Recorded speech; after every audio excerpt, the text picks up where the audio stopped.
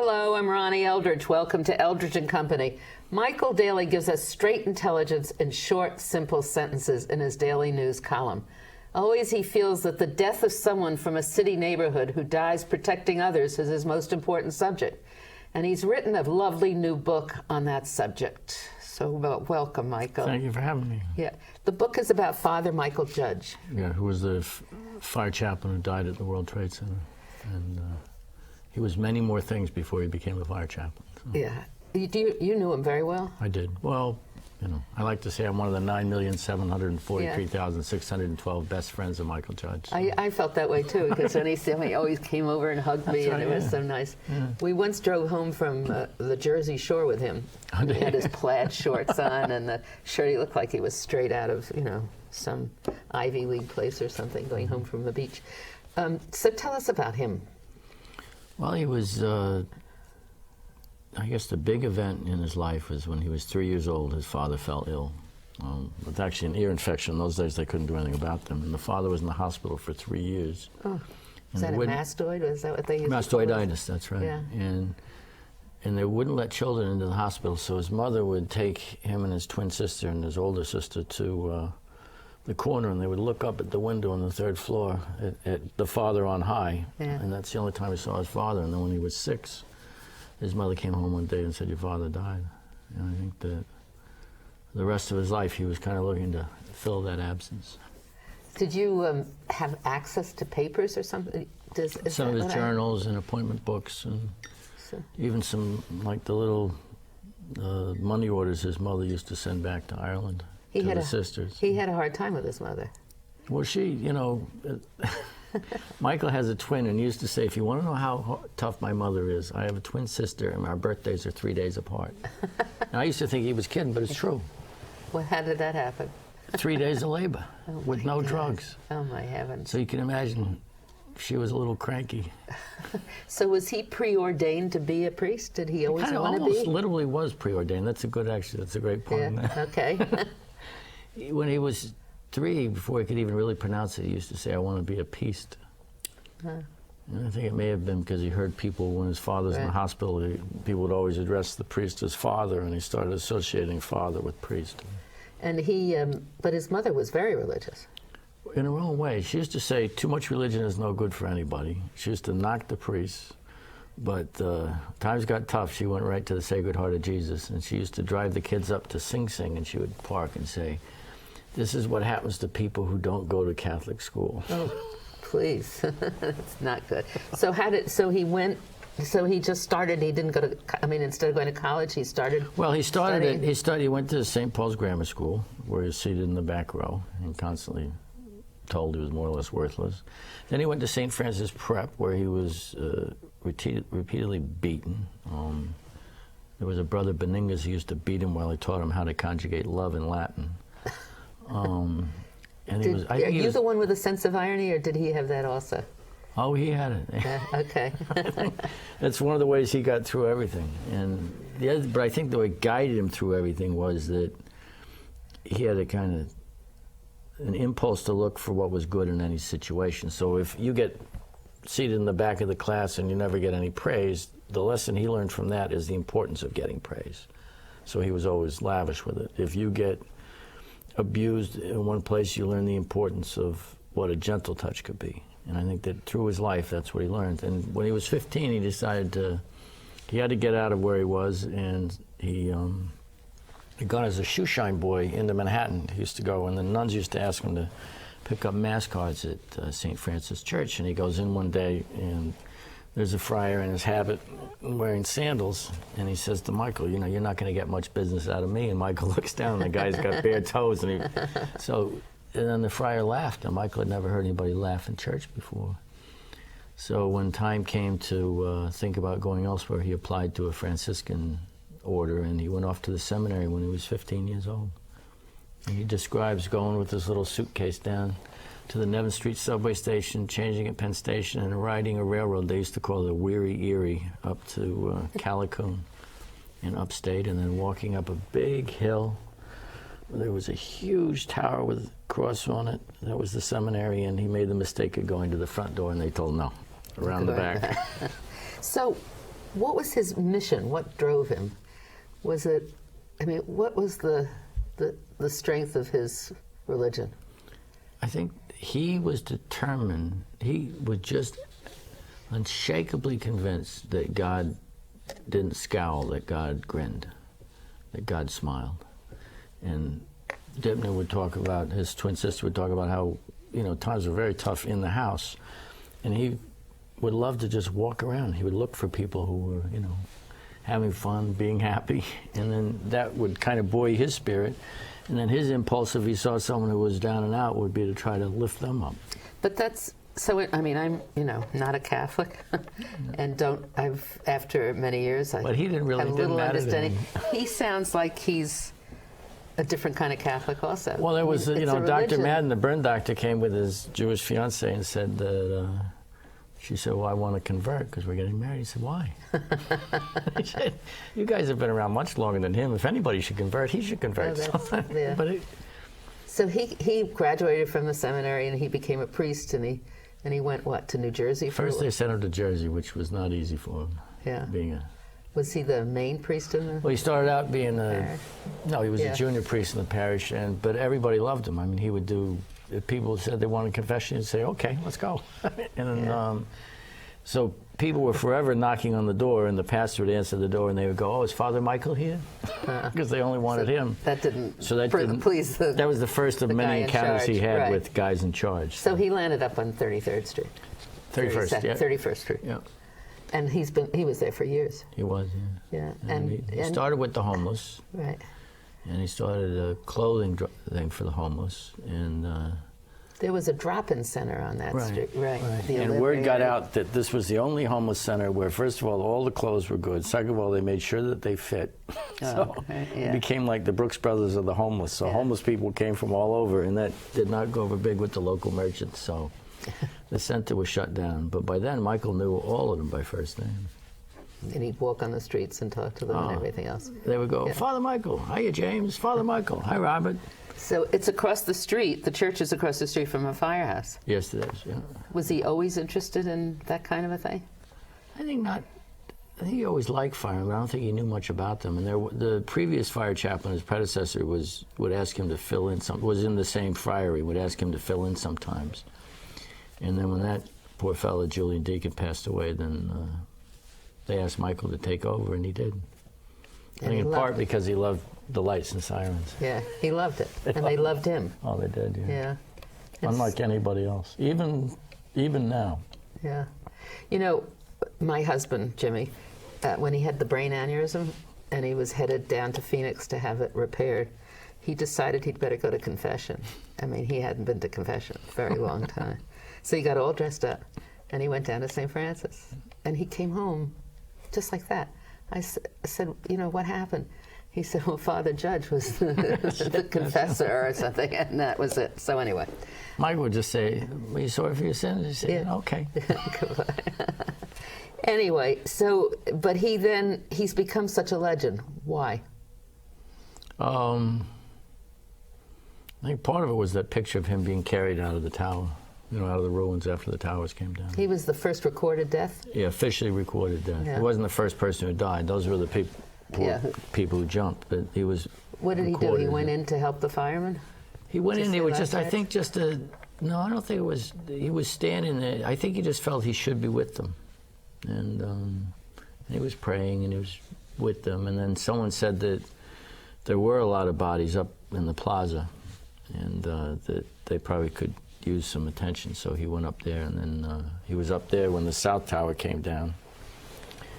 Started coming down, and I think he thought the tower he was in the North Tower, so he ran out and then saw that the other tower was coming down, and he ran back in, and he went around to the escalators to go back down to the lobby, but meanwhile all the debris blew right up at him, and I think he was probably scared to death. It was just too much. So it's become a legend partly also because of what? His attitude about everything, and then the hidden question of sexuality? What I think happened? the first part of the myth, I mean, you almost wonder if some of the things about Jesus and all that started in the same way because, he was carried out by those people, there's that famous image. Yeah. And immediately there was this myth that he had died giving the last rites to a fireman, and he had taken off his helmet and been hit in the head, but he actually hadn't been struck in the head at all at that point. He was struck subsequently, after he was dead. And so it was that myth, and then also there was kind of, immediately after all that horror, you first were told about all these firemen who went in to save people and got killed. So there was a sense that there had been all this goodness.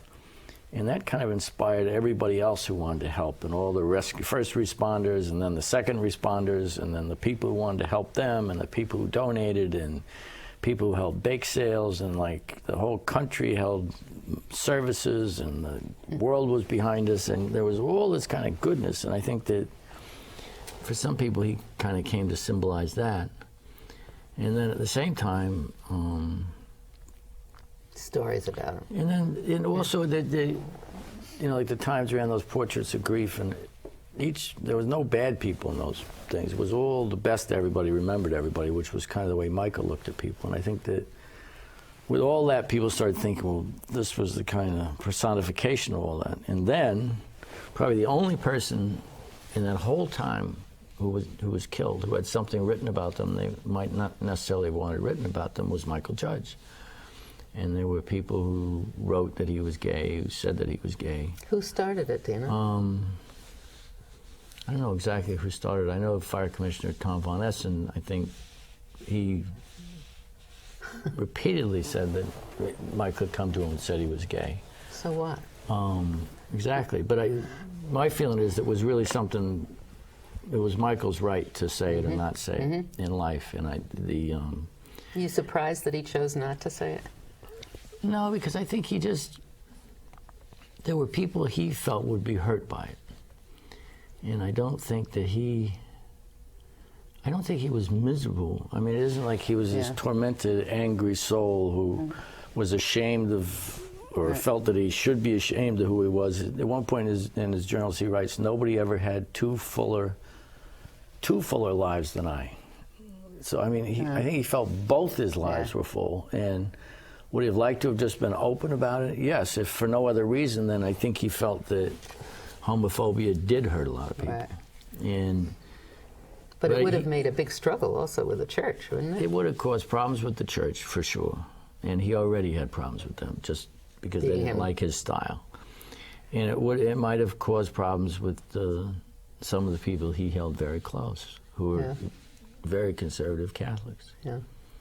So anyway, I think it was really his right, but once it was out there, I mean, I started the book before I was even thinking of even going near that, but then I finally realized I had to either walk away from it, which I did for a while, or I had to find some way to deal with it, which I did my best on. Well, I think you did very well, because that's when I said it's a lovely book. It's a lovely story of a lovely man. He was about as good a guy as you're ever going to meet. It's just incredible. You've always been friendly with, I mean, I opened the book to a page. Steve McDonald. Yeah. They were very close. They were very close. Yeah.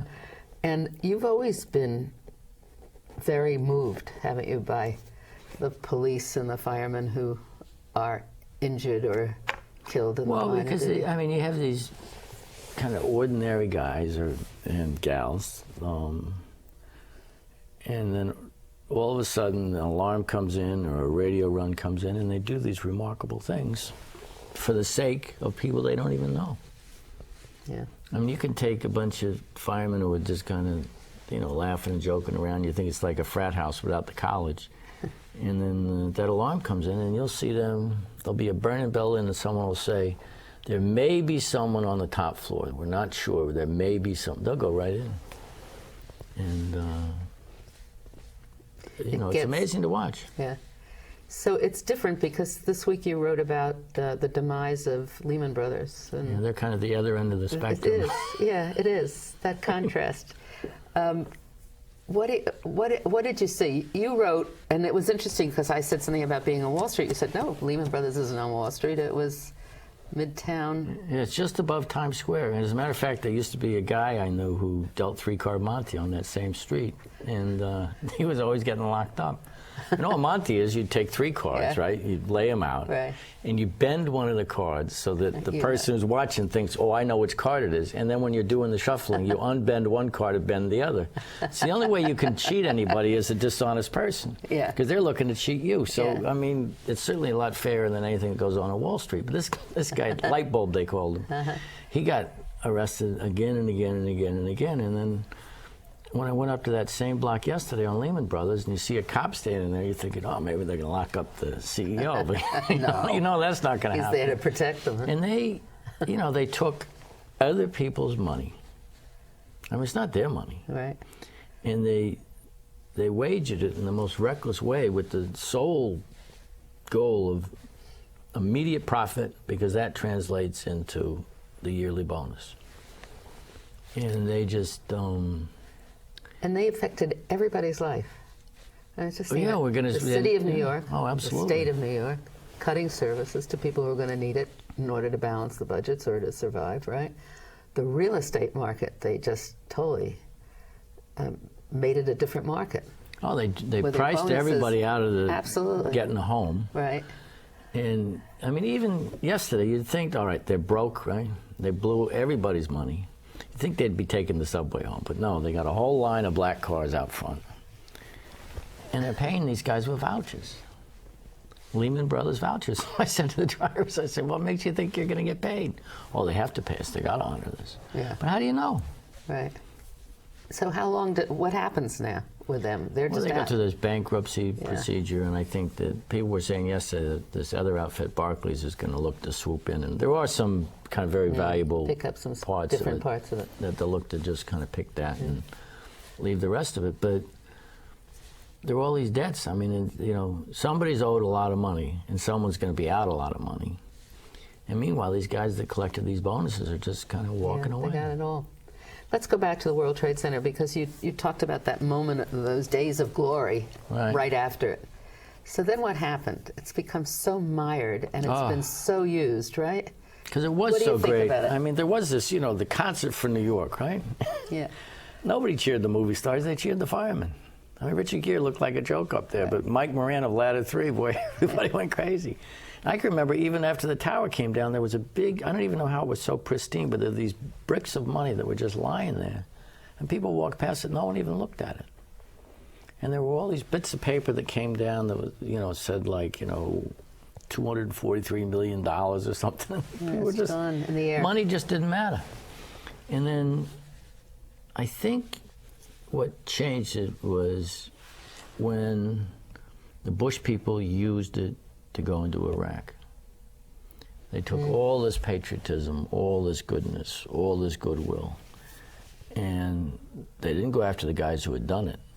They went into Iraq. And I think that was, in my mind anyways, when it started to fall apart. They still do it. I mean, the vice presidential candidate said it the other day.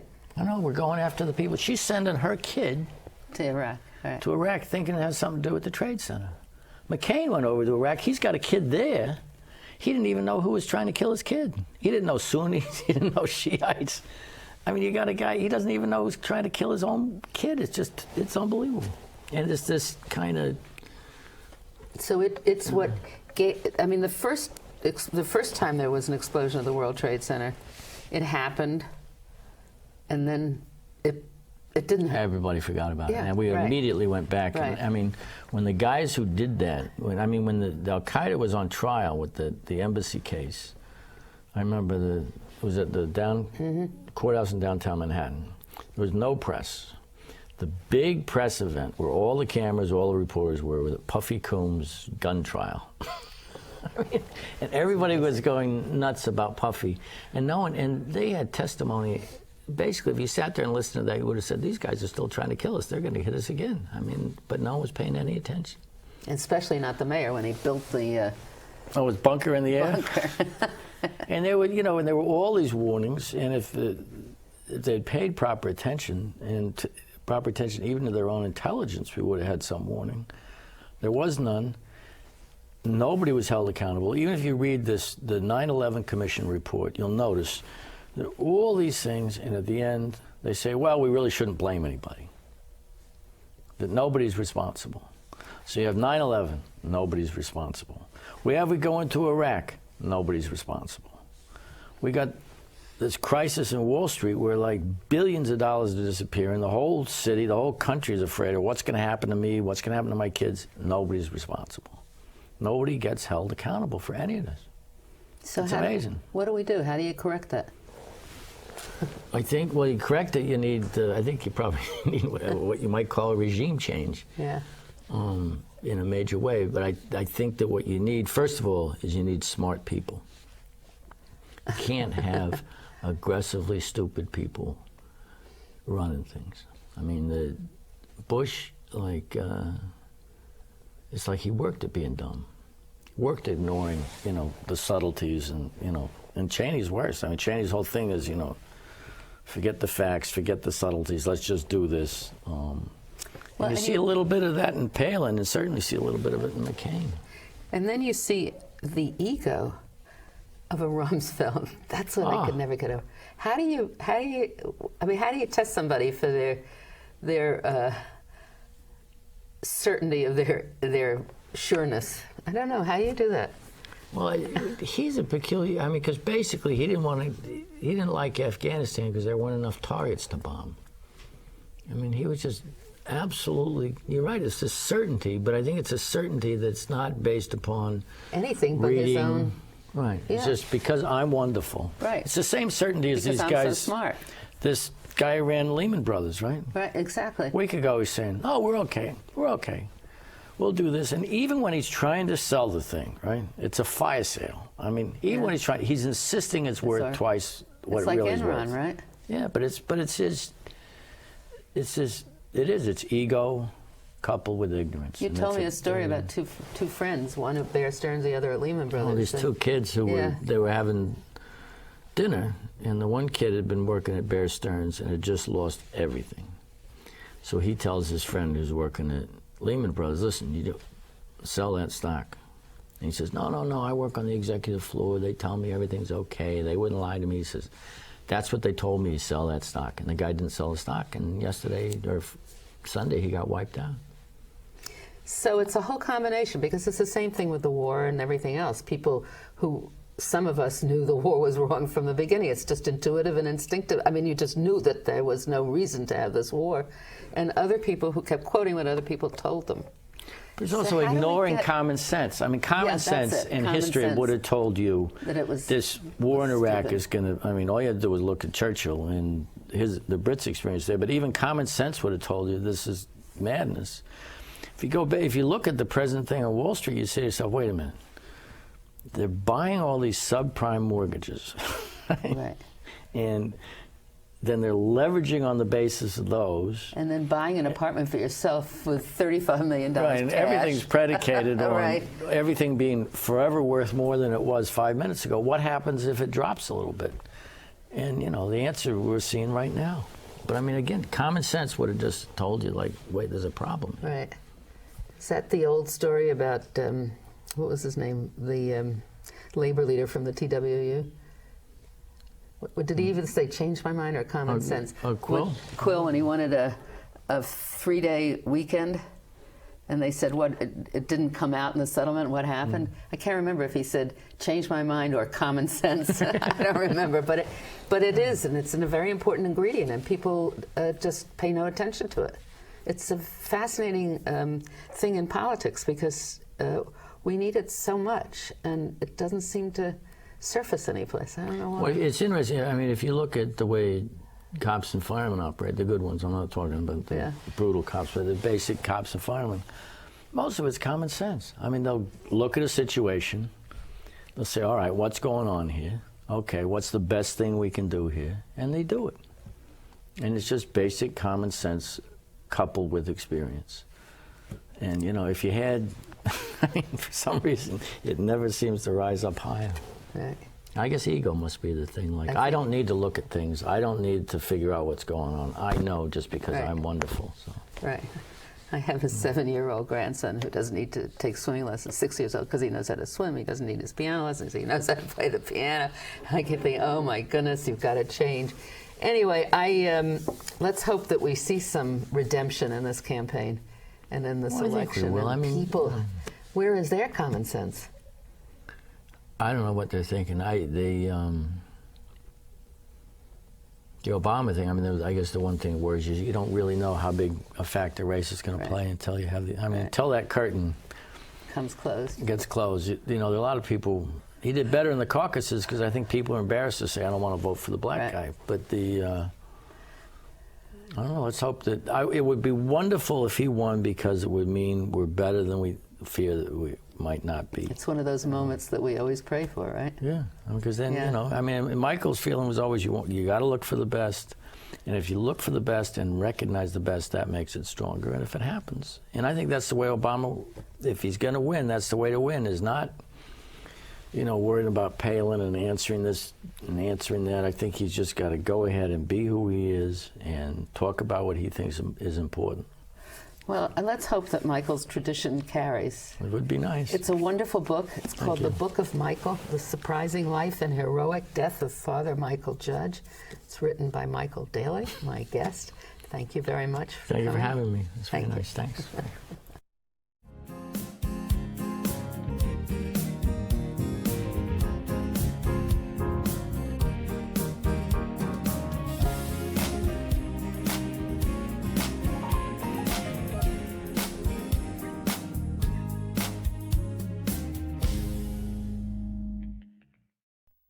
If there are any people you'd like to hear and topics you'd like us to explore, please let me know. You can write to me at CUNY TV, 365 Fifth Avenue, New York, New York, 10016, or you can go to the website at cuny.tv and click on Contact Us. I look forward to hearing from you.